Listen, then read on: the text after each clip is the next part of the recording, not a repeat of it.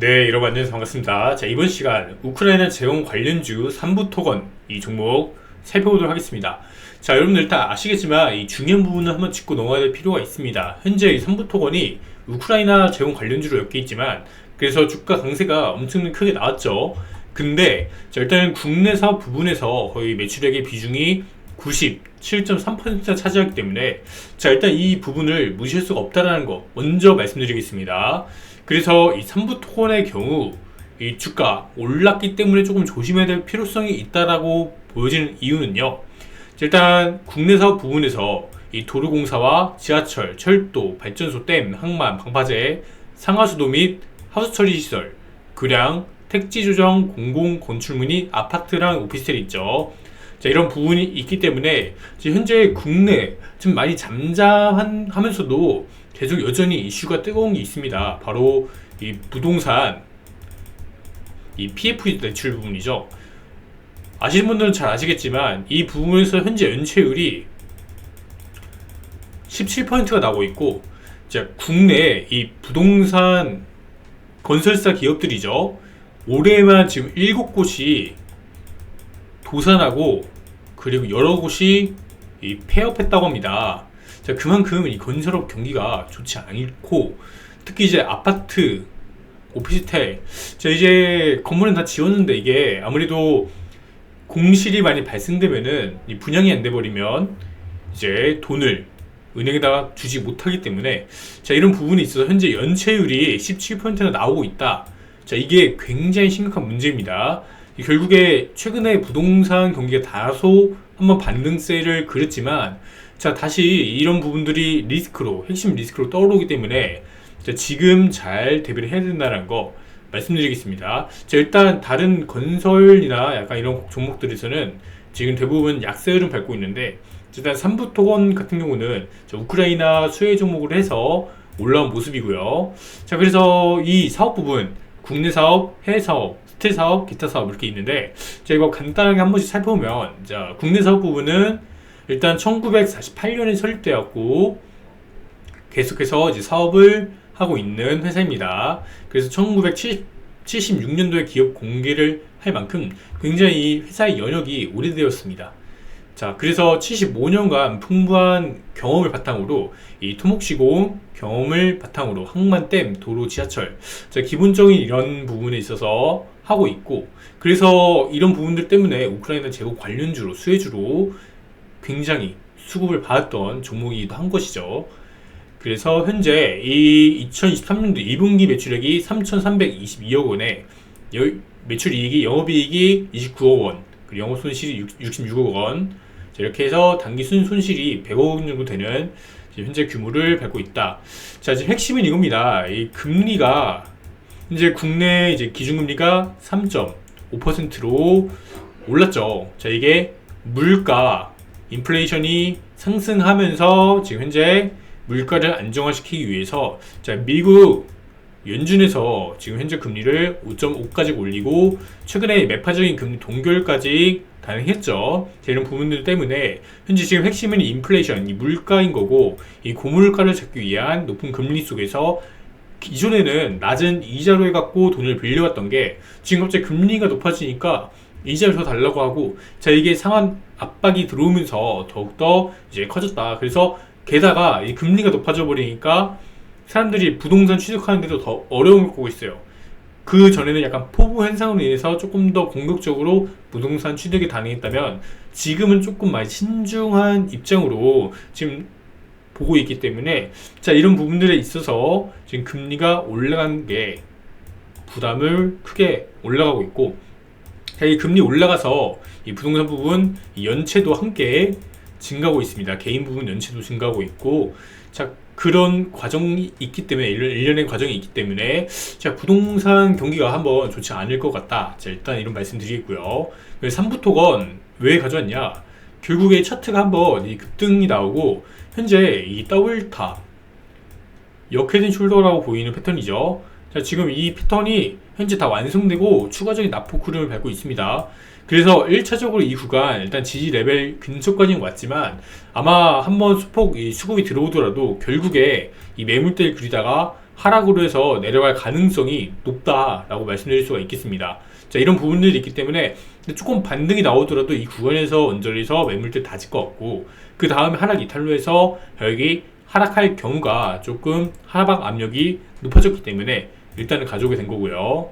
그래서 보시면 자, 올해 굉장히 주가가 높게 올랐습니다. 주가가 바닥 대비해서 현재 430% 급등세 기록하고 현재 한 절반 정도의 되돌림 조정을 받았는데, 아마 단기적으로 이 수급이 받쳐서 들어오더라도 추가적으로 하방 이탈하면서 내려올 가능성이 일단 크다라는 말씀을 드리고 싶고요. 자, 이런 부분이 있기 때문에 일단 당장 뭔가 조급하게 보시기보다는 조금 긴 흐름에서 보는 게 맞지 않나라는 말씀을 드리고 싶습니다. 자, 하락하는 과정 속에서 그냥 하락하는 게 아니라 이때 당시도 보면은 하락 나오다가 반등이 한 번씩 나오고 하락하고 반등 나오고, 자, 이렇게 반등이란 걸 계속 주면서 내려갑니다. 내려가다가 반등 나오고, 마찬가지로 내려가다 반등 나오고, 내려가다가 반등 나오고, 길게 보면 이렇게 장기적인 트렌드 내에서 가격이 움직였죠. 그리고 이 구간 매물대는 조금 좁혀지다가 한번 이렇게 우크라이나 수혜주로 급등하는 모습 보여줬습니다. 자, 마찬가지로 지금 하락하는 과정이 있고, 하락하다가 반등, 그리고 마찬가지로 하락하다가 반등 나올 겁니다.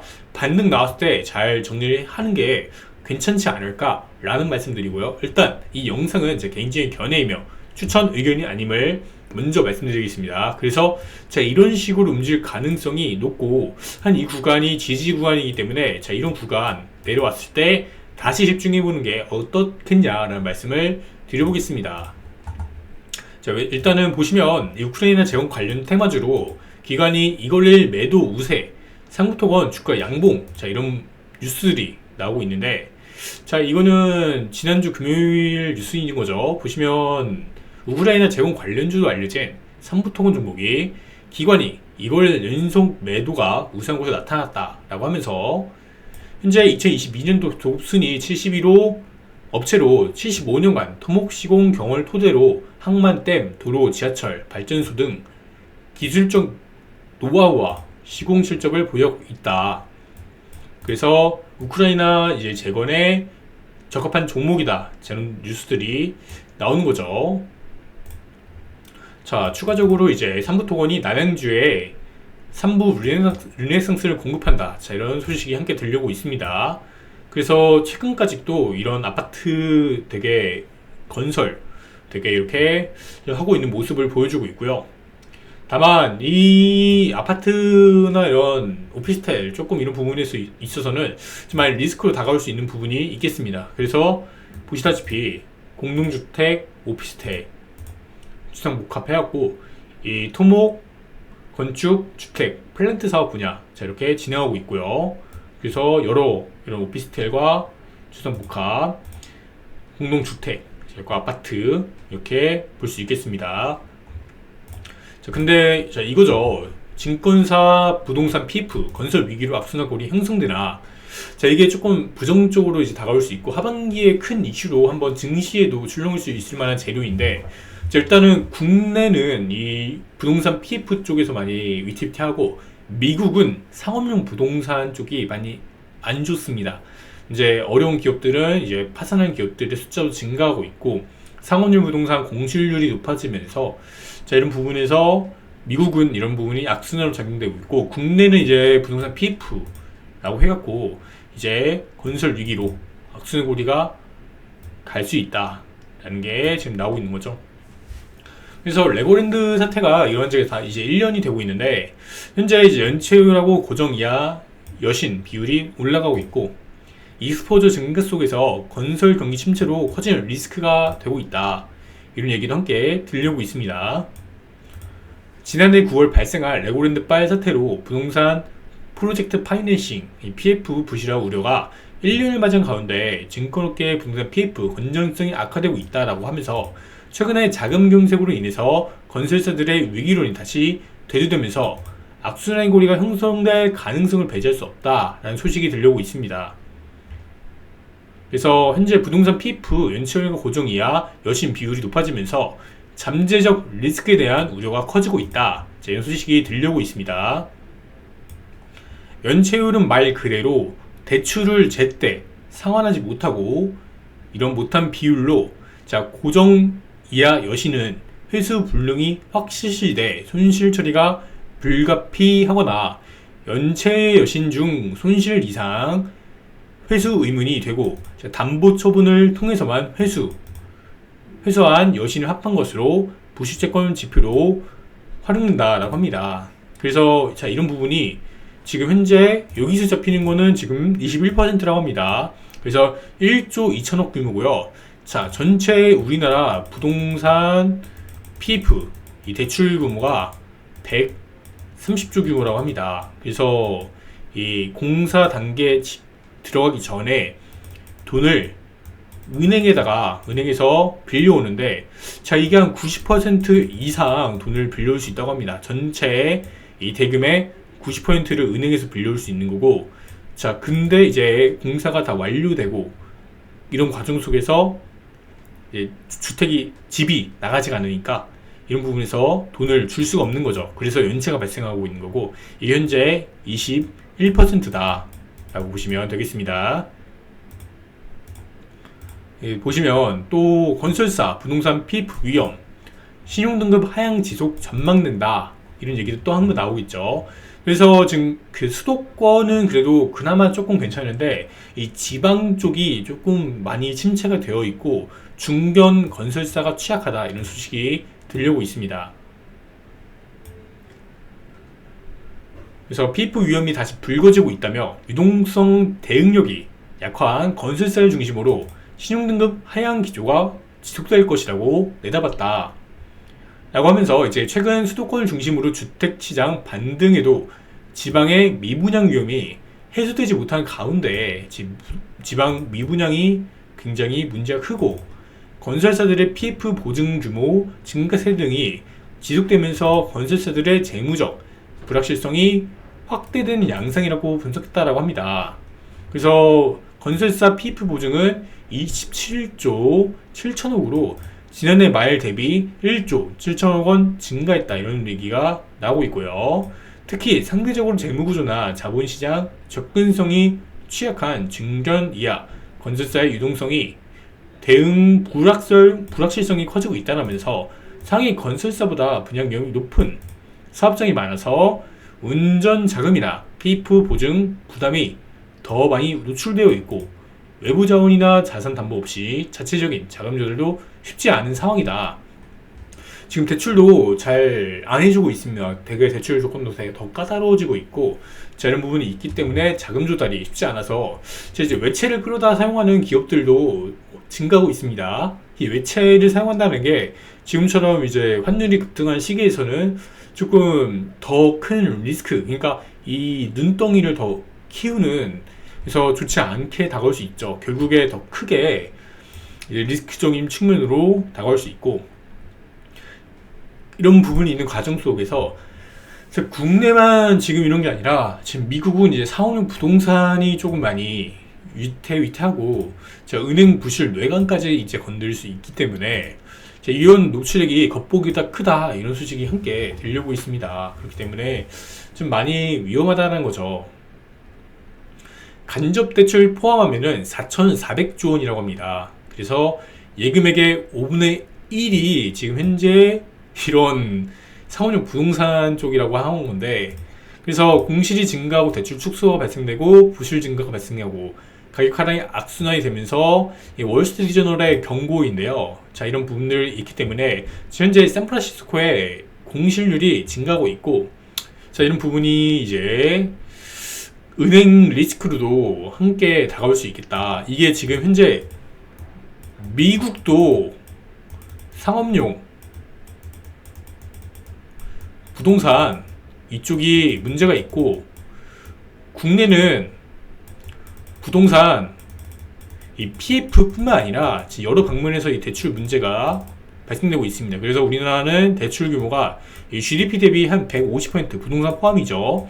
그래서 이 3,000조 이상의 대출 규모가 지금 증가했고, 미국은 상업용 부동산뿐만 아니라 지금 10개월 연속 미국 재무부의 재정 적자가 마이너스 2,000조라고 합니다. 자, 이런 부분이 있고, 자, 미국과 우리나라만 위험하냐 그게 아니라 지금 유럽도 힘들고, 자, 중국도 보시면 중국은 지방정부의 채무불이행이 한번 일어났다가 내부적인 채무 불이행이죠.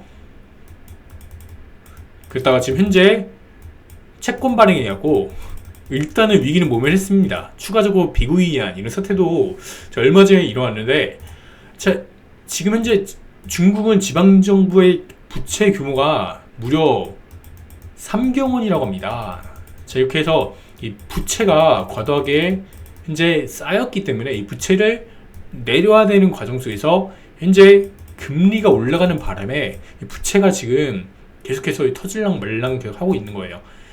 이제 부채를 다시 한번 이 채권 발행을 통해서 일단은 막고 있는 모습인데, 자, 이게 계속해서 이어질 수가 없기 때문에 결국 이 악순환의 고리를 거쳐서 터질 수밖에 없는 이런 부분인 거고, 자, 이게 증시의 하방 리스크로 작용하는 부분이겠죠.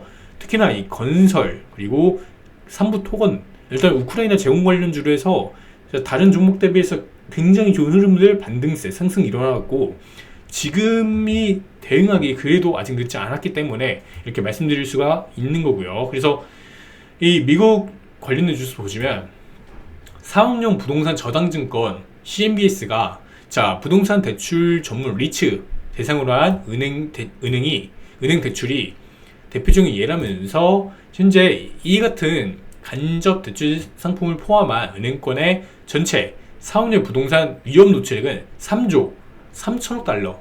자, 이 규모로 은행 예금액의 20%에 달한다.